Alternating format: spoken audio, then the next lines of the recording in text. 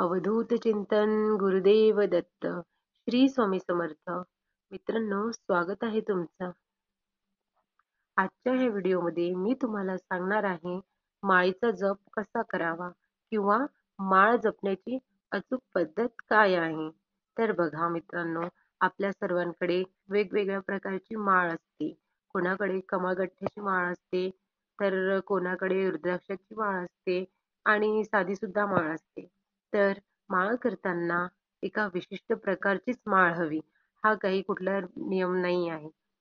तुम्ही तुमच्याकडे जी पण माळ असेल ती तुम्ही घेऊ शकता.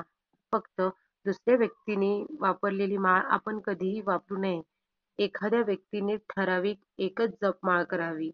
जपमाळ करताना दुसऱ्या व्यक्तीची वापरलेली माळ ही कधीच वापरू नये. आपण आपली माळ स्वतःची एकच ठराविक विशिष्ट माळ वापरावी. माळेचा जप करण्यापूर्वी नेहमी आसन घ्यावे आणि आसनावर बसावे. आसनावर बसूनच माळेचा जप करावा. माळेचा जप करण्यापूर्वी माळ हातात घेऊन प्रार्थना करावी. तर जपमाळ हातात घेतल्यावर सर्वप्रथम तिला वंदन सुद्धा करावे. जप करताना उजव्या हातच्या मधल्या पेरावर माळ ठेवून तिची मणी आपल्याकडे ओढावी. माळेची मणी एकमेकांना स्पर्श करणार नाही याची सुद्धा काळजी घ्यावी. माळेचे मणी नेहमी गाठवलेलेच असावेत.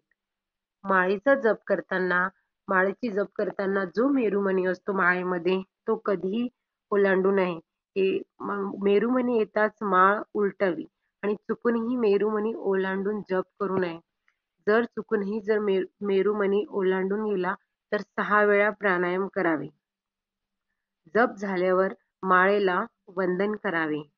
माळेचा जप करताना आपण आता माळेचा जप करताना बसलो आहे, तर माळेचा जप करताना बसायला आपले तोंड उत्तर किंवा पूर्व दिशेकडेच असावे आणि नेहमी माळ करताना आपले मन हे एकाग्र करूनच माळ करावी.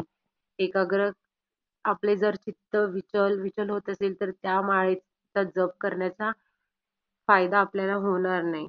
तर बघा, या सर्व नियम पाळून जर आपण माळेचा जप केला तर केलेला जप हा नक्कीच सफल होतो. श्री स्वामी समर्थ.